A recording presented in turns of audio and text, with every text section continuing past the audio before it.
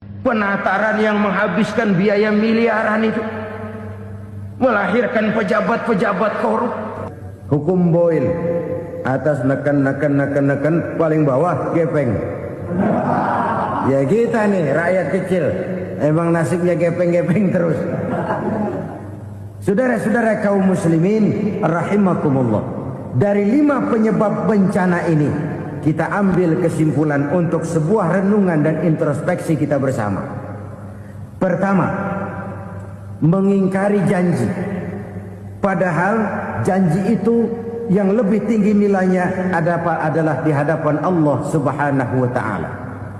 Baik wakil-wakil rakyat di parlemen maupun pemimpin-pemimpin rakyat di dalam kabinet, apabila memangku suatu jabatan, selalu mereka mengawali dengan sumpah, dan sumpah itu dimulai dengan demi Allah.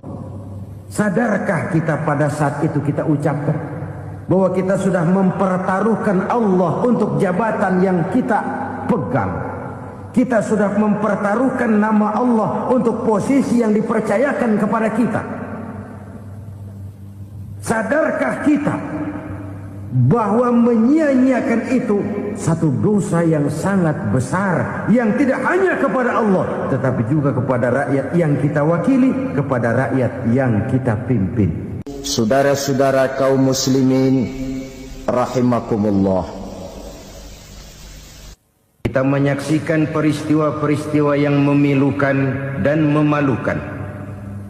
PHK terjadi di mana-mana, pengangguran meningkat, harga-harga membumbung tinggi, daya beli rakyat semakin lemah. Sementara di bidang politik, kejadian-kejadian memberikan indikasi bahwa persatuan dan kesatuan kita sebagai bangsa dewasa ini tengah berada dalam ujian yang berat.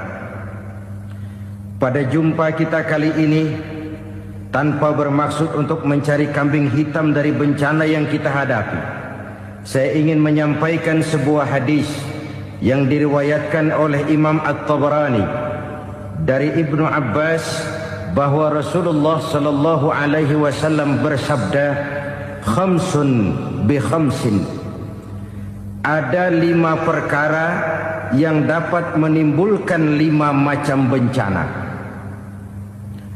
Mari kita renungi hadis ini satu demi satu sebagai bahan introspeksi buat kita semua dalam menghadapi bencana yang tengah berlaku sekarang ini. Yang pertama, manaqasa qaumul ahda illa sullita alaihim aduwwuhum. Apabila suatu kaum sudah mengingkari janjinya, maka mereka pun akan dikuasai oleh musuh-musuh mereka. Sederhana saja nampak kalimat dalam hadis ini. Apabila orang sudah mengingkari janji, mereka akan dikuasai oleh musuh-musuh mereka sendiri. Dan musuh kita yang paling utama saat ini adalah kemiskinan dan kebodohan. Kenapa itu terjadi? Karena kita mengingkari janji kita sendiri. Di saat awal-awal berdirinya Orde Baru, kita pernah berjanji untuk melaksanakan Pancasila dan Undang-Undang Dasar 45 secara murni dan konsekuen. Kita berjanji bahwa kita akan menegakkan pemerintah yang bersih dan berwibawa. Itu semua pada permulaannya.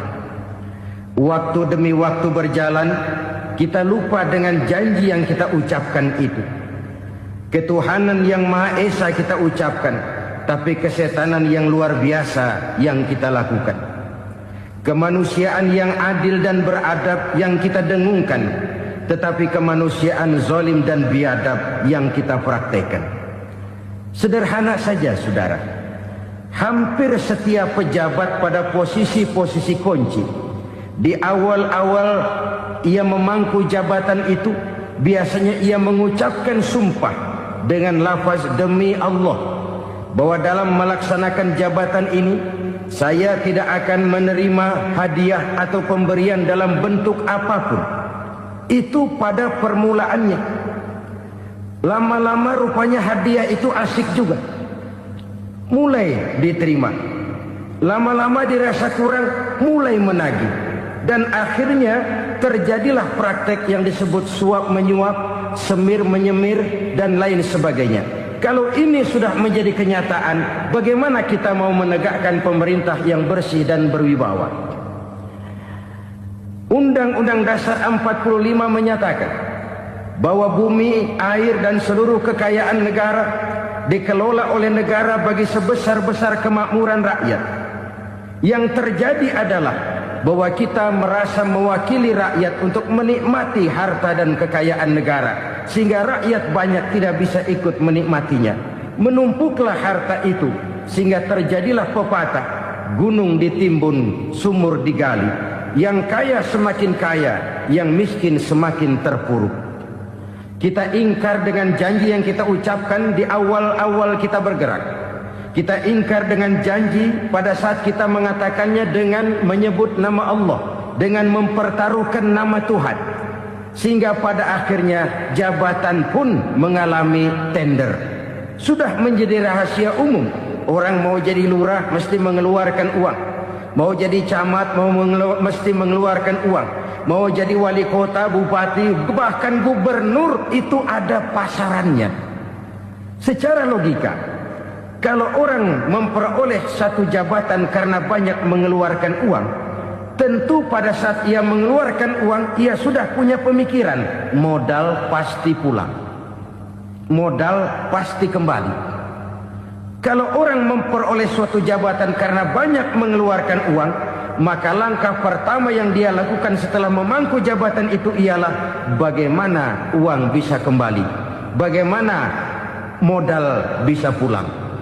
Kalau modal sudah pulang, pikiran berikutnya bagaimana supaya dapat untung. Lalu kapan mau bekerja untuk kepentingan rakyat? Itu nomor 18. Kemudian kalau ada proyek-proyek besar, pertanyaannya ialah bukan apakah proyek ini bermanfaat bagi rakyat, apakah proyek ini layak untuk diteruskan. Tetapi yang jadi pertanyaan paling utama ialah bagian saya berapa duit dari proyek ini. Kita bisa lihat proyek, mega proyek lahan 1 juta hektar di Kalimantan Tengah, triliunan rupiah, dan proyek itu gagal. SD Inpres bulan ini diresmikan, bulan depan retak. Jembatan-jembatan bulan ini gunting pita, bulan depan runtuh. Kita ingkar dengan janji. Kita berkata kita bekerja untuk kepentingan rakyat, tapi kita tidak pernah mengenal rakyat itu. Apabila suatu kaum sudah mulai mengingkari janji, maka mereka akan dikuasai oleh musuh-musuh mereka. Akibatnya tersusunlah barisan-barisan sakit hati, yang makin lama makin menjadi bola salju, menggelinding membesar, dan kemudian terjadilah hal-hal yang tidak kita inginkan lagi. Apabila suatu kaum sudah mengingkari janji, maka mereka akan dikuasai oleh musuh-musuh mereka. Ini penyebab bencana yang pertama. Kita tidak konsekuen. Tadinya kita dengan lantang teriak-teriak berantas korupsi, ganyang korupsi. Pada waktu kita belum mendapat kesempatan. Setelah kita naik punya kesempatan, rupanya korupsi enak juga dirasa. Terjadi pergeseran nilai, orang luntur, kehilangan idealisme awal.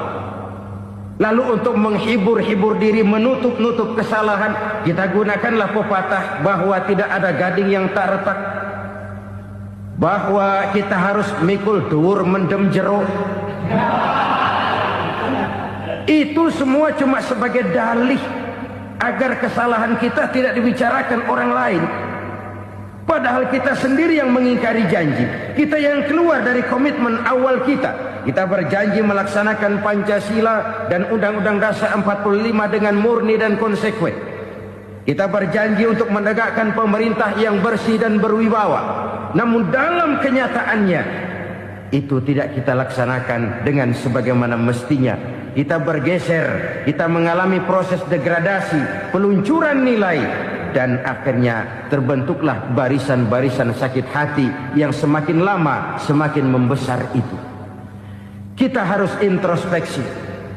Memang kalau zaman sedang susah, biasanya kambing hitam laris, tukang kompor gentayangan.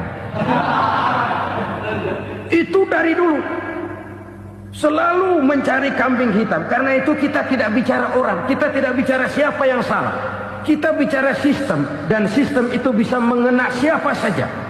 Kalau orang sudah mulai mengingkari janji, bergeser dari komitmen awal, itu sudah mulai ia mengalami proses peluncuran, proses degradasi.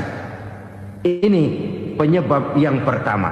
Kita tidak lagi konsekuen bahwa bumi, air, sumber daya alam adalah milik negara, dikuasai oleh negara, digunakan bagi sebesar-besar kemakmuran rakyat. Ternyata rakyat yang makmur itu tidak merupakan gambaran yang menyeluruh dari rakyat kita. Undang-undang dasar kita menganut ekonomi kekeluargaan, tapi yang kita praktekkan adalah ekonomi keluarga. Kalau bukan keluarga nggak dapat proyek. Kalau bukan keluarga nggak dapat macam-macam. Kekeluargaan kita rubah menjadi keluarga. Timbullah penyakit nepotisme. Kita bergeser, kita ingkari janji, dan kita anggap kita atasnamakan rakyat. Rakyat cuma sekedar jadi address, rakyat cuma sekedar jadi alamat, tetapi kehidupan mereka tidak banyak berubah dan tidak banyak terangkat. Kaum muslimin rahimakumullah, ini penyakit yang pertama, penyebab bencana yang pertama. Yang kedua, kata Nabi, wa ma hakamu bighairi ma anzalallah. Apabila hukum yang diterapkan sudah tidak lagi bersumber dari hukum Allah, illa fasya fihimul faqru, maka akan bertebaranlah kemiskinan di mana-mana. Ini artinya apa? Apabila hukum tinggal sebuah stempel, apabila hukum sudah diatur menurut kepentingan, apabila hukum sudah tidak lagi ditegakkan secara adil, maka kemiskinan merambah di mana-mana. Hukum diatur menurut selera orang yang sedang berkuasa, maka yang benar bisa jadi salah, yang salah bisa jadi benar. Hukum dalam kenyataan hidup berlaku seperti pisau. Pisau itu kan saudara lihat, yang namanya pisau dimanapun itu tajamnya ke bawah, ke atas tumpul. Kalau hukum itu, kalau untuk rakyat, hukum itu tajam bukan main, cepat sekali dilaksanakan. Tapi giliran menengah ke atas, yang gedean dikit berbuat salah, hukum tumpul. Hukum pura-pura tidak dengar. Akibatnya terluka rasa keadilan rakyat. Satu kasus rakyat diam, dua kasus rakyat diam, tiga kasus rakyat diam, kasus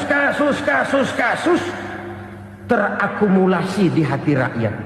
Luka rasa keadilan, dan itu menjadi sumber bencana. Penjarahan, kita tidak setuju itu, tapi kita harus melihat kausalnya. Itu kan tidak berdiri sendiri. Itu kan karena terlukanya rasa keadilan rakyat, melihat kesempatan ini tidak merata. Kalau rakyat ini yang ngajukan kredit ke bank, walaupun jumlahnya cuma jutaan, ratusan ribu, susahnya 17 setan. Tapi ada orang-orang tertentu yang agunannya palsu, jaminannya palsu, bawa kata belece, bukan cuma miliaran, triliunan kredit bisa keluar. Terluka rasa keadilan, hilangnya kesempatan. Rakyat cuma dapat kesempitan, jarang dapat kesempatan. Dari lukanya rasa keadilan ini, memang ya entah lipstik, entah basa-basi, dibentuklah tim ini, dibentuklah badan pengawas ini, dibentuklah tim ini. Kalau membentur tahu, hancur tahu. Tapi kalau tim yang dibentuk membentur karang, bukan karangnya yang hancur biasanya, timnya yang bubar. Kenapa? Yang dibentur batu karang yang sangat keras. Kita main-main dengan hukum. Kita tidak konsekuen dengan hukum. Luka rasa keadilan dan itu terakumulasi. Edi Tamsil, rakyat tahu, terakumulasi. Menguap begitu saja. Kasus-kasus lain rakyat tahu, menguap begitu saja. Ketidakadilan terakumulasi, mengendap di hati rakyat, menunggu ledakan. Pada saat sumbu meledak, rakyat tidak bisa dibendung lagi. Oke, kita tidak setuju dengan penjarahan, tapi jangan melihat itu sebagai peristiwa yang berdiri sendiri. Kenapa itu terjadi? Kausalnya kenapa? Oke, kita tidak setuju memang, tapi yang dijarah oleh rakyat kan memang cuma untuk perut. Yang dijarahkan beras, yang dijarahkan televisi, yang dijarahkan kulkas yang masih bisa dihitung, yang memang real untuk kebutuhan rakyat. Penjara berdasi kepala botak yang menguras uang rakyat habis-habisan, enak saja melenggang dalam kehidupan ini. Makin terluka rasa keadilan rakyat.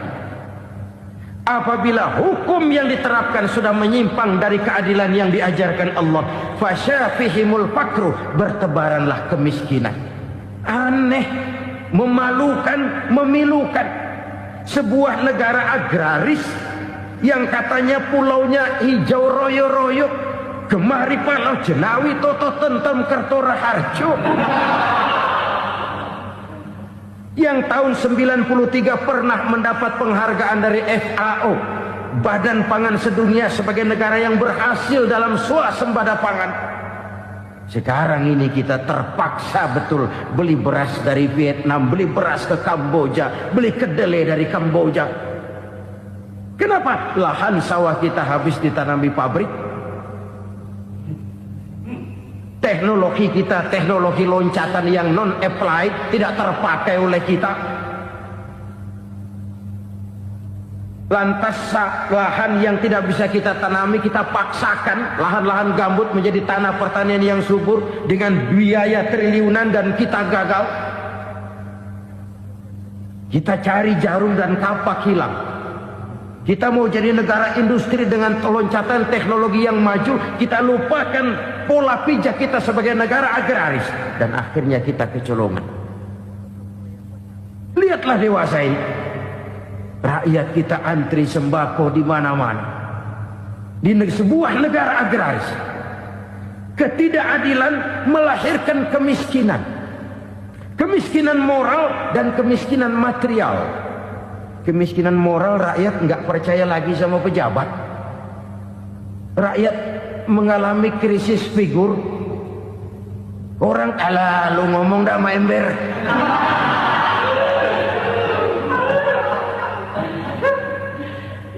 Penataran yang menghabiskan biaya miliaran itu melahirkan pejabat-pejabat korup. Pengawasan yang menghabiskan biaya miliaran itu ternyata impoten, mandul. Kemiskinan moral. Jujur saya berkata, saudara-saudara, setelah pintu reformasi dibuka, itu yang masuk memang macam-macam. Ada yang memang punya tujuan murni, konsekuen dan punya konsep.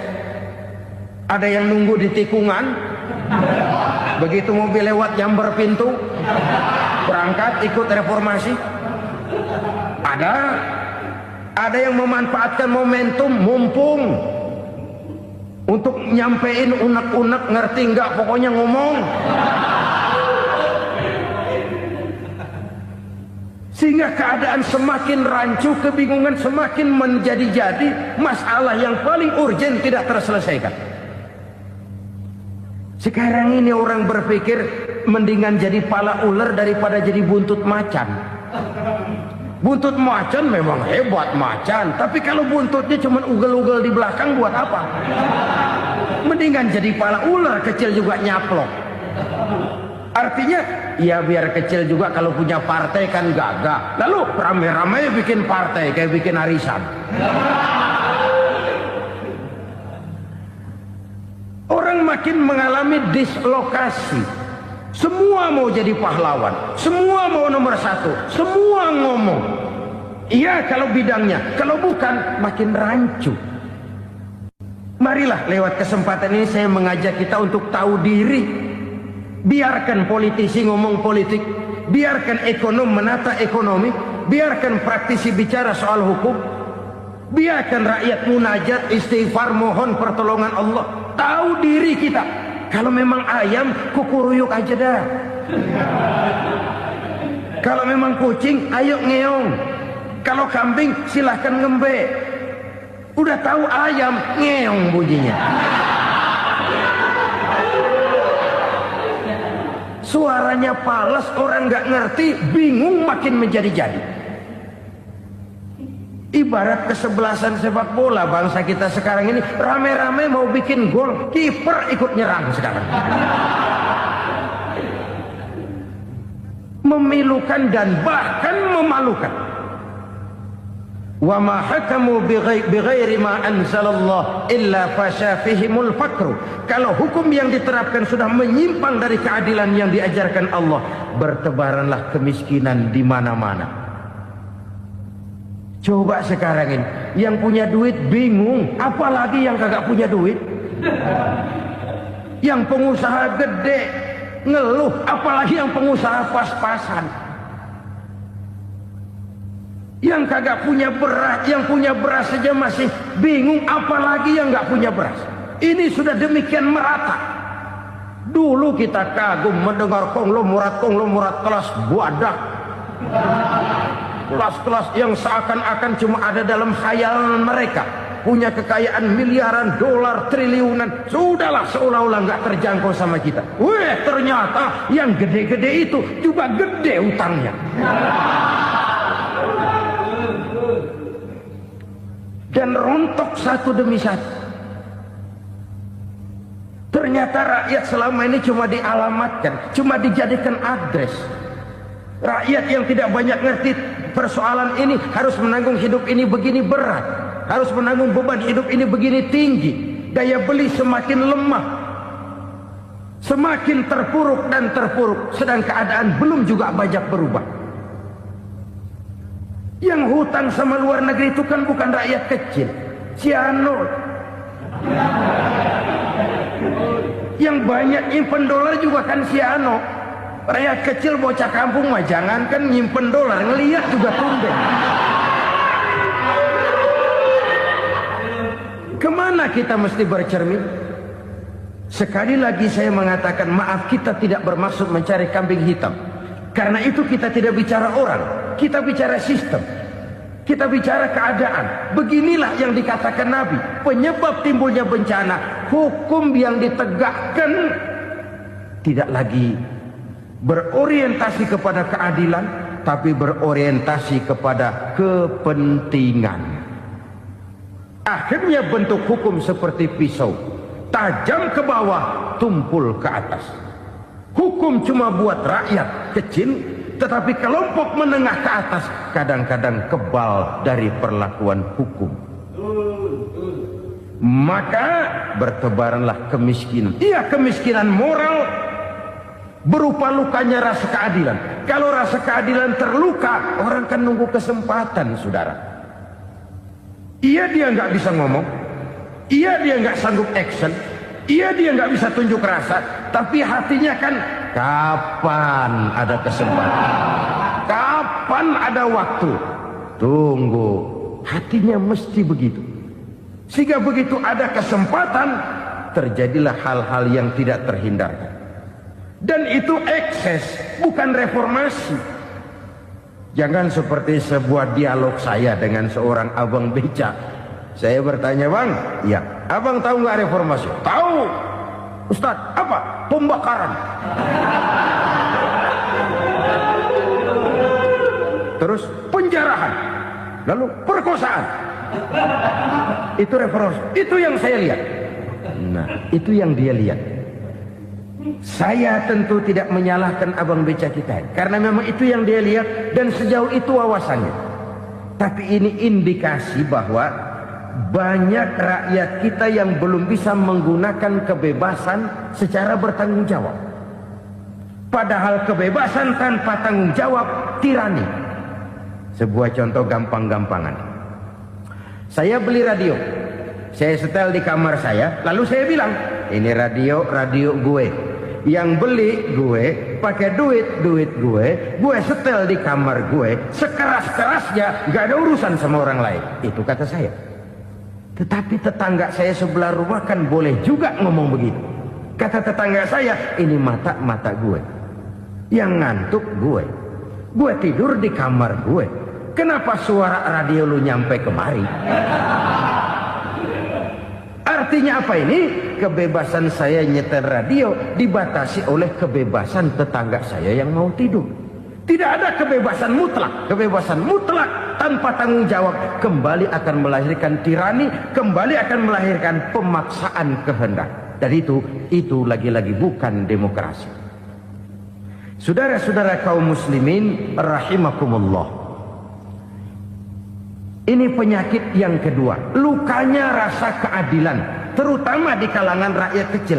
Itu mengendap menjadi akumulasi dan menunggu giliran kapan bisa dimuntahkan. Dengan kata lain, rakyatnya udah banyak banget makan yang perutnya jadi enak, nyelam. Kapan nunggu muntahnya? Udah begini banyak akumulasi yang mereka pendam di perut ini, sehingga ketika terjadi kesempatan itu sudah tidak terkendalikan lagi. Kita out of control. Saya tidak mentolerir sikap-sikap kekerasan. Bahkan saya lebih cenderung bahwa kalau di rumah kita banyak tikusnya saja racuni, jangan rumah dibakar. Bahwa ada korupsi, ya, ada kolusi, memang ada nepotisme, tentu. Tetapi tikusnya saja racuni, jangan rumah dibakar. Masa mau ngusir tikus bakar rumah? Tikusnya lari, tikusnya selamat, rumahnya ewes-ewes.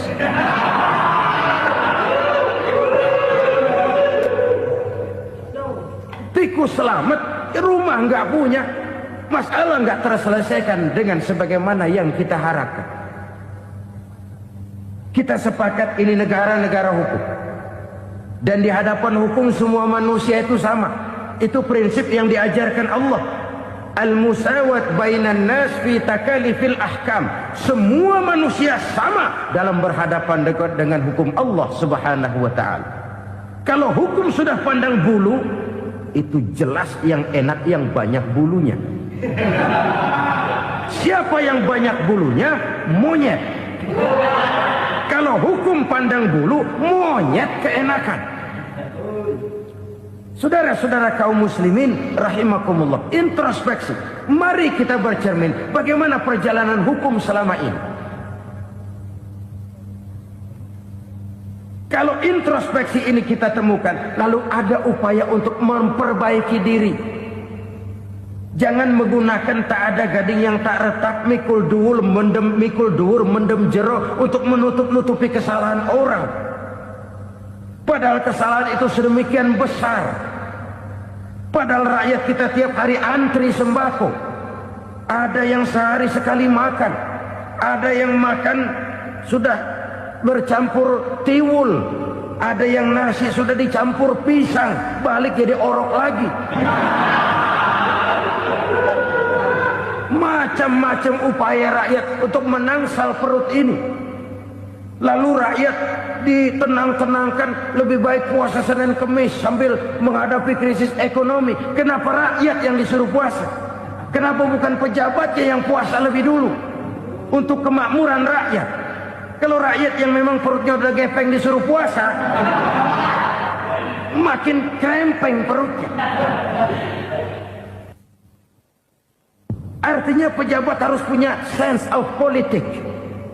Ya, tidak, puasa itu kan tidak cuma Senin Kemis saja. Puasa itu puasa perasaan, puasa menghargai perasaan yang sedang kondisi yang sedang dihadapi oleh rakyat.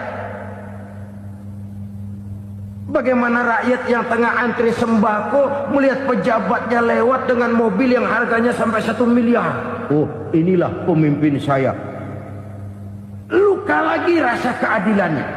kita tidak tenggang rasa. Puasa dalam artian itu pun akan menolong menegakkan semangat kebersamaan, membentuk semangat kebersamaan. Saudara-saudara kaum muslimin rahimakumullah, penyebab bencana yang ketiga dikatakan oleh baginda Nabi, wala zaharat fihimul fahishatu illa fasha fihimul maut. Apabila kekejian telah merajalela, maka maut bertebaran di mana-mana. Kita renungi butir kalimat dalam hadis ini. Apabila kekejian telah merajalela, maut bertebaran di mana-mana. Begitu murah arti sebuah kehidupan. Penjarahan untuk hal-hal yang kecil tapi sampai mengorbankan nyawa. Apabila kekejian sudah terjadi di mana-mana, maut pun bertebaran.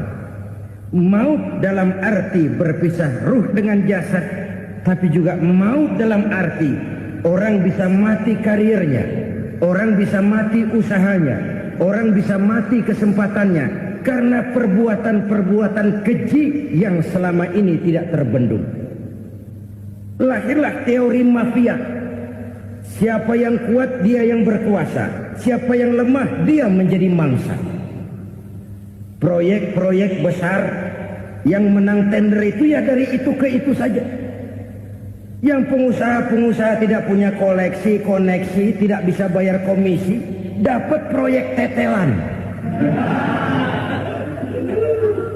Ada dagingnya, dikit namanya juga tetelan.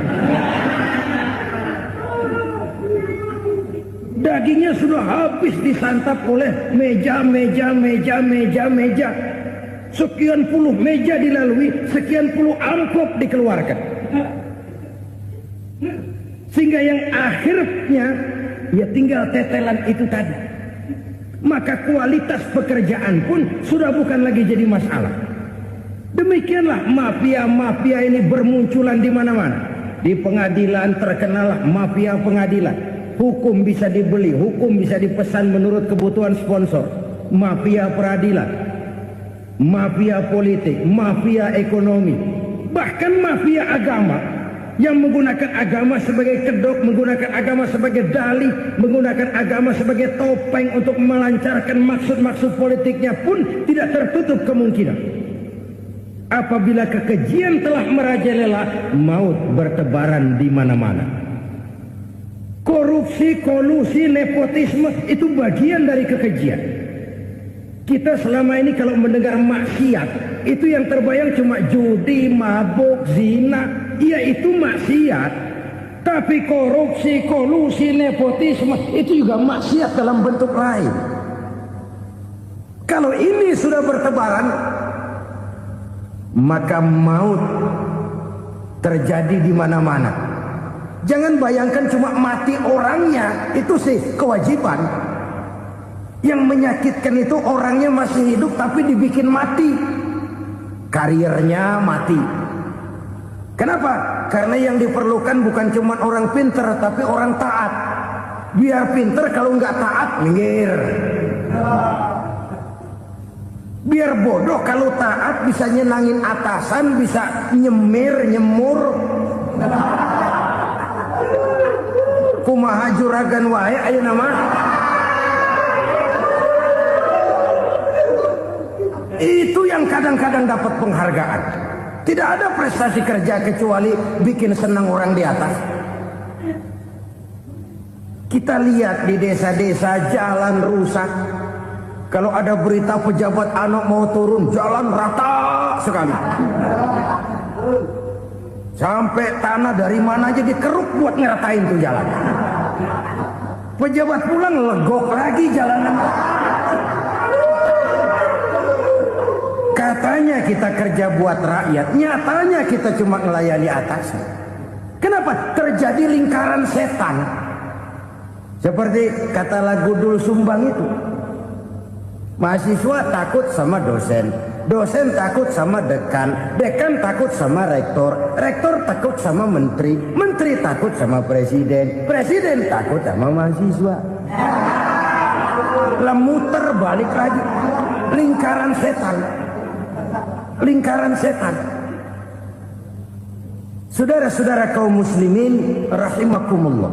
Kekejian yang merajalela, praktek-praktek mafia yang tertuang dalam kehidupan sehari-hari menyebabkan orang mati karirnya, jasad masih hidup, karir mati, itu menyakitkan. Mati bisnisnya.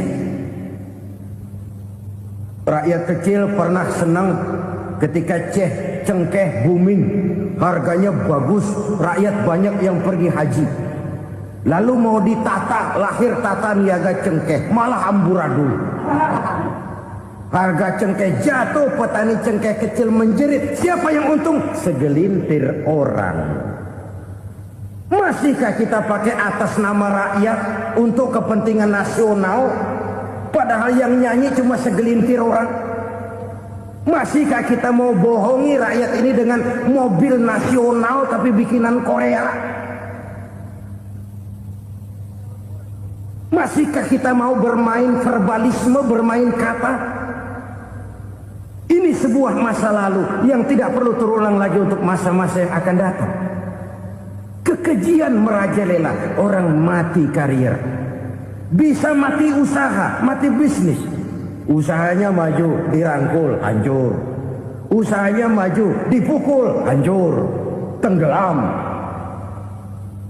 Bahkan yang memilukan dan memalukan badan-badan usaha milik negara itu dikebiri sedemikian rupa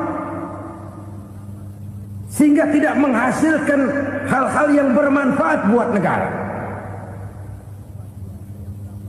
Saudara-saudara kaum muslimin rahimakumullah, kalau nafsu yang sudah mengatur itu semua, maka kekejian pun merajalela.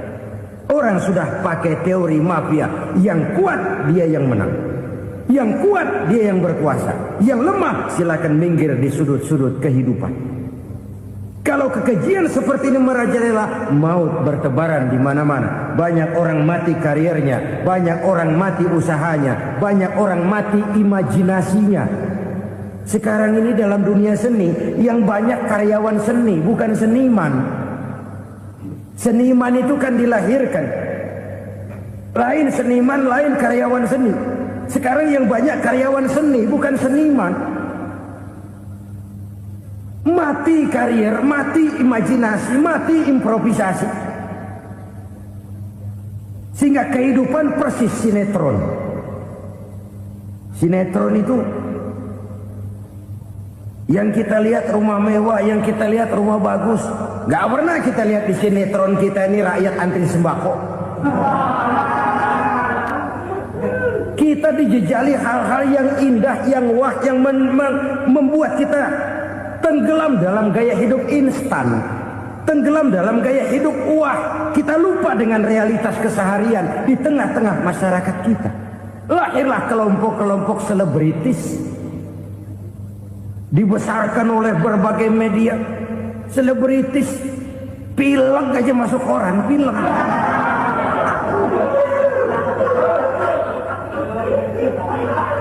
Rakyat yang pingsan antri beras nggak masuk koran. Rakyat yang semaput antri minyak nggak masuk koran. Selebritis panok masuk koran.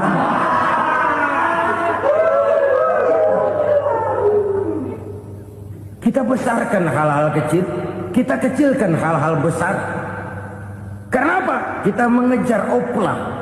Kita profit oriented, tidak lagi berorientasi kepada realitas hidup yang kita hadapi ini. Kalau kekejian sudah merajalela, kata Nabi, maka maut bertebaran di mana-mana. Maut dalam artian maut, coba lihat sekarang begitu murah nyawa. Karena 1000 perak orang mau nusuk bunuh. Karena beras seliter orang khilaf, begitu murah kehidupan. Tapi kekejian dalam bentuk korupsi, kolusi, nepotisme, kekejian dalam bentuk itu mematikan karir, mematikan bisnis, mematikan imajinasi, mematikan kreativitas. Itu juga maut dalam bentuk lain akibat kekejaman lain. Ini penyebab yang ketiga. Yang keempat, penyebab bencana menurut baginda Rasul, wala tuffiful mikyala illa muni'un nabat. Apabila timbangan sudah dicurangi, maka tercegahlah tumbuh-tumbuhan.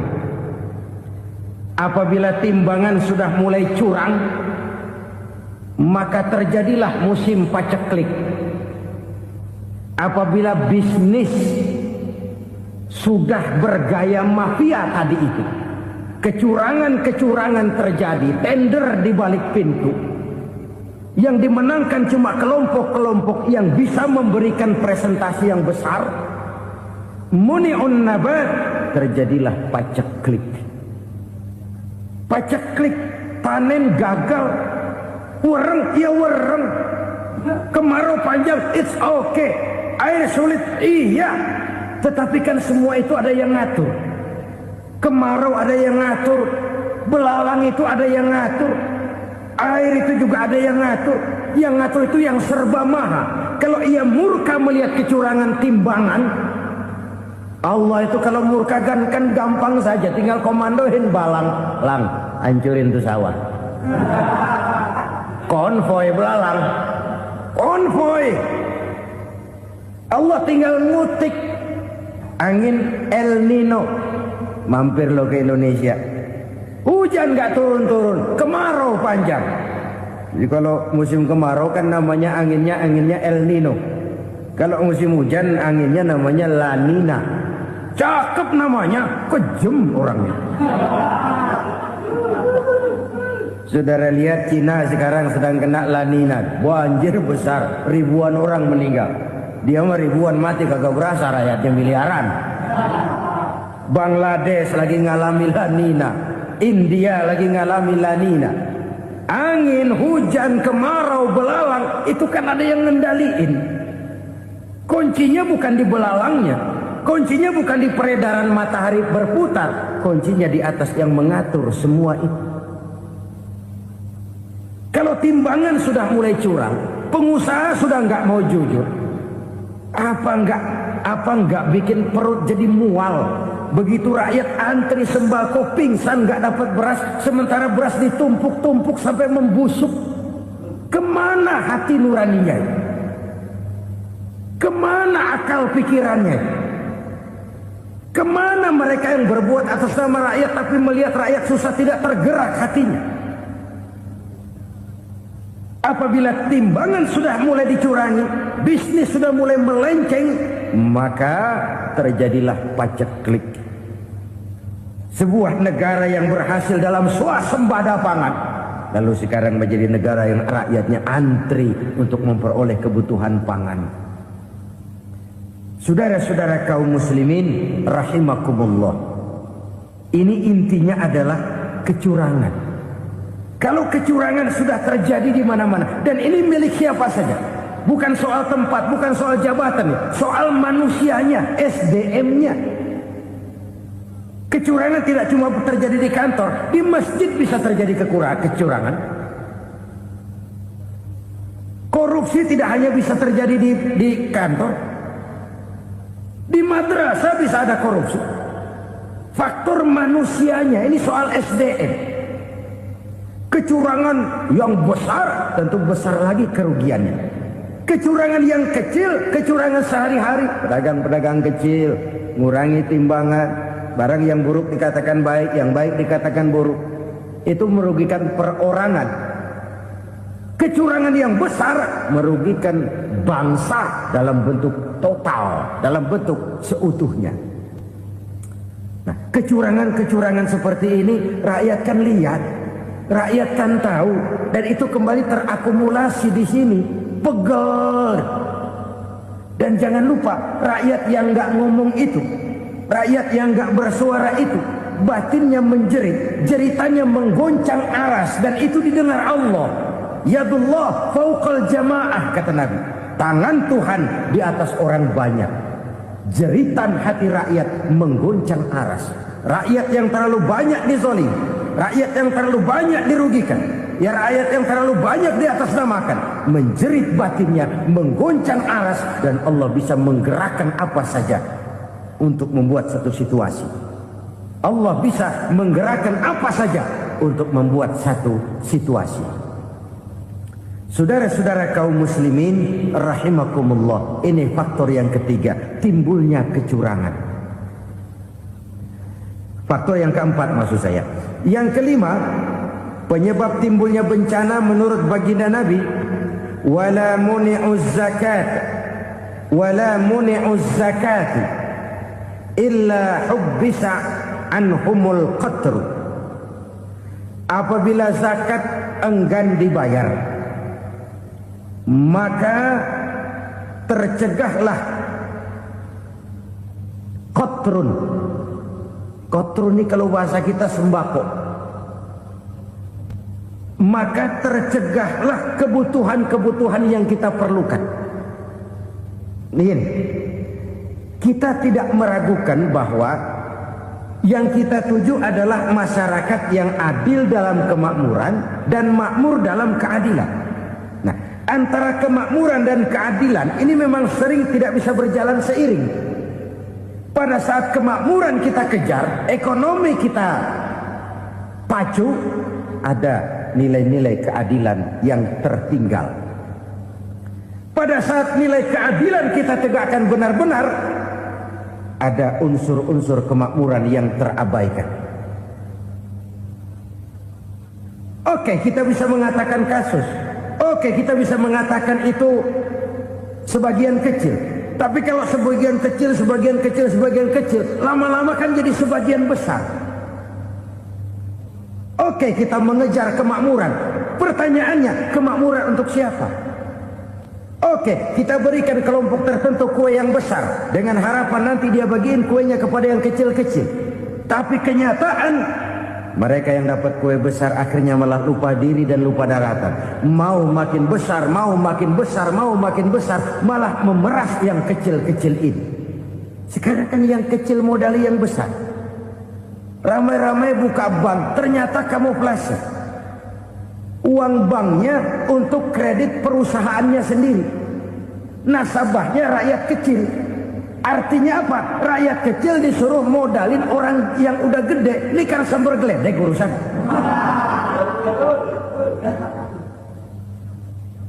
Ini kan permainan apa lagi? Rakyat kecil suruh modali yang gede. Nasabahnya rakyat kecil, kumpulkan uangnya di bank, kucurkan kredit kepada perusahaannya sendiri. Bukankah itu rakyat kecil suruh modali yang gede? Sudah begitu kejamkah kita untuk meraih keuntungan dengan mengorbankan orang kecil ini? Sudah tidak bicara lagi kah nurani kita melihat penderitaan orang yang semakin susah ini? Kalau zakat enggan dibayar, padahal zakat 2,5% saja, 2,5% saja.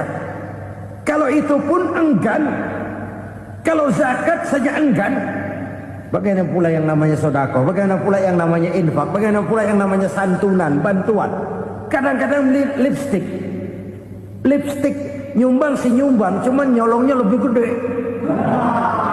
Ini namanya sumbangan lipstick. Buat lipstick itu kan buat ngumpetin bibir pucat. Itu fungsi utama lipstick. Buat ngumpetin korupsinya, nyumbang kegiatan-kegiatan sosial, tapi yang dia korup lebih gede dari yang dia sumbangin. Lipstick kamuflase, nepu kata anak sekarang.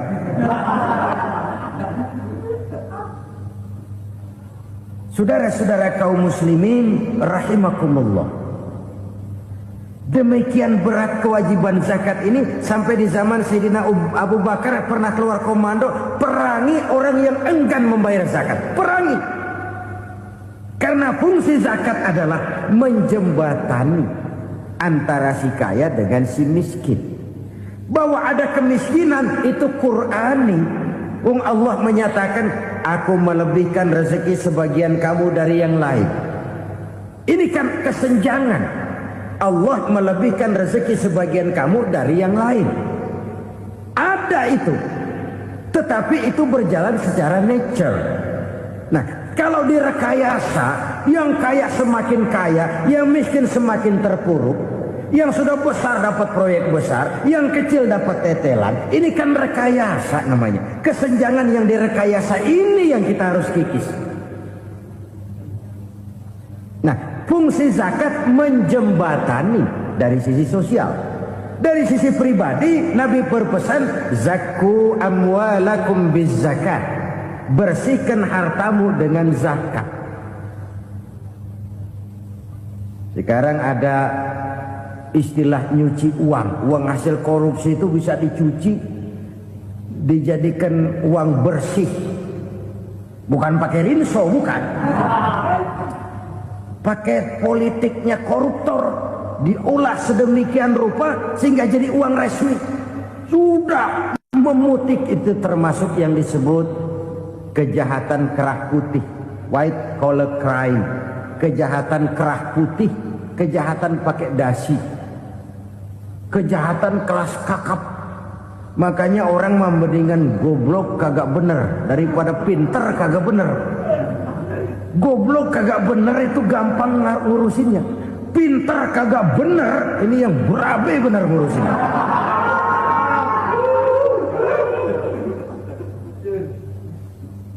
Kita bukan cuma perlu orang pinter kok di zaman sekarang. Kita perlu orang-orang benar, yang punya komitmen, yang sesuai kata dan perbuatan, yang bisa merasakan apa yang dirasakan oleh rakyat, yang punya sense of politik yang tinggi, yang peka, yang penuh keterbukaan, yang punya wawasan dan pandangan jauh ke depan.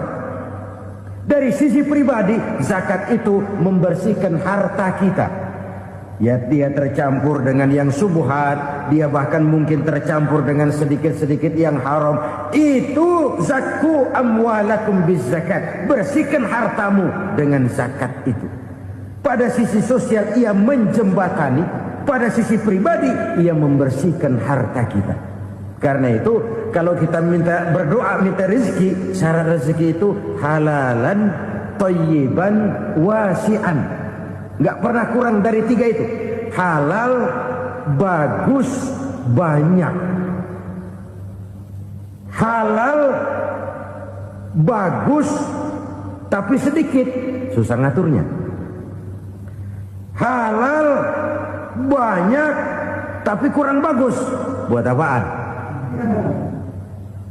Bagus, banyak, tapi haram. Enggak ada artinya. Sebab kata Imamul Ghazali, kalau kau terlalu suka memakan makanan yang haram, dikunyah masuk ke dalam perut besar, digiling oleh perut besar, menghasilkan energi, menggerakkan sel-sel pembuluh saraf, kau juga akan cenderung berpikir yang haram. Kalau sudah cenderung berpikir yang haram, perbuatan pun akan mengarah kepada perbuatan-perbuatan yang haram. Dulu waktu kelompok Jimbaran 200 konglomerat Indonesia kumpul dihimbau supaya sekian persen kasih pengusaha lemah. Itu kan cuma sekedar belas kasihan, tidak banyak menolong keadaan. Dan bukan itu yang diperlukan pengusaha-pengusaha kecil. Yang diperlukan adalah berikan kami kesempatan seperti mereka dapat kesempatan. Berikan kami peluang seperti mereka juga dikasih peluang. Kalau cuma dikasih 100 juta, 200 juta hari ini, usaha kami nggak ada prospeknya, peluang kagak ada, kan sama juga bohong. Diceburin ke kali, disuruh berenang, tangan diikat, mendingan mampusin ketahuan. Ayo berenang, berlomba, tangan diikat, kaki diikat. Sama saja nyuruh mati. Jadi jangan kasih ikannya, kasih kailnya. Yang diperlukan pengusaha kecil menengah ke bawah itu bukan cuma sekedar belas kasih dari konglomerat-konglomerat besar. Berikan kami peluang seperti mereka juga dapat peluang. Berikan kami kesempatan seperti mereka dapat kesempatan. Berikan kami kredit dengan kemudahan seperti mereka juga kalau minta kredit begitu mudahnya. Menciptakan peluang dan kesempatan, pemerataan. Bukan menciptakan manusia Indonesia dengan standar ekonomi yang sama, semua rumahnya harus sama, semua punya mobil. Itu sih kebersamaan bebek. Bebek, coba lihat bebek, satu ngalor semua, satu ngidul semua. Kebersamaan bukan itu. Kebersamaan adalah menciptakan peluang. Kalau yang kaya bisa semakin kaya, kenapa yang miskin tidak bisa ikut naik jadi sedikit kaya? Kalau pengusaha yang sudah kuat bisa bertambah menjadi kuat dengan proyek mega proyek, kenapa yang menengah tidak bisa ikut menjadi kuat? Dan kenapa kekejian itu merajalela? Kita dengar lewat berita-berita PLN tekor, PLN hutang. Kenapa? Dia beli listrik dari swasta yang belinya lebih mahal daripada penjualannya. Artinya dia beli itu listrik dari perusahaan listrik swasta, dia jual kepada rakyat lagi. Harga jualnya lebih murah daripada dia beli kepada swasta. Kenapa? Ada tekanan lagi tuh. Biasa siklus lagi. Hukum Boyle. Atas neken, paling bawah gepeng. Ya kita nih rakyat kecil, emang nasibnya gepeng terus. Saudara-saudara kaum muslimin rahimakumullah, dari 5 penyebab bencana ini kita ambil kesimpulan untuk sebuah renungan dan introspeksi kita bersama. Pertama, mengingkari janji, padahal janji itu yang lebih tinggi nilainya adalah di hadapan Allah Subhanahu wa ta'ala. Baik wakil-wakil rakyat di parlemen maupun pemimpin-pemimpin rakyat di dalam kabinet, apabila memangku suatu jabatan, selalu mereka mengawali dengan sumpah, dan sumpah itu dimulai dengan demi Allah. Sadarkah kita pada saat itu kita ucapkan bahwa kita sudah mempertaruhkan Allah untuk jabatan yang kita pegang? Kita sudah mempertaruhkan nama Allah untuk posisi yang dipercayakan kepada kita.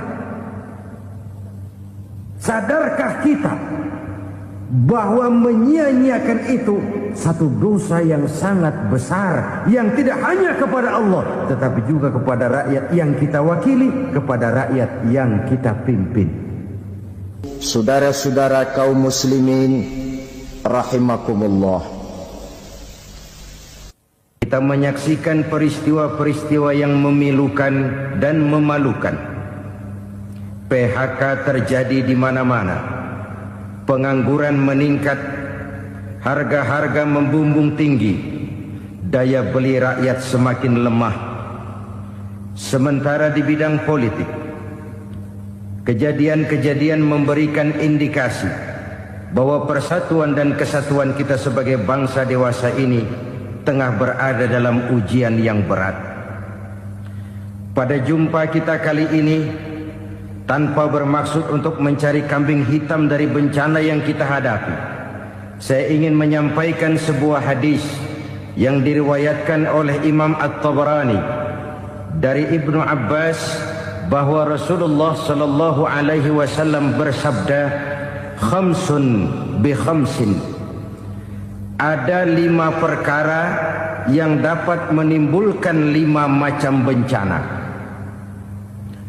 Mari kita renungi hadis ini satu demi satu sebagai bahan introspeksi buat kita semua dalam menghadapi bencana yang tengah berlaku sekarang ini. Yang pertama, manaqasa qaumul ahda illa sullita alaihim aduwwuhum.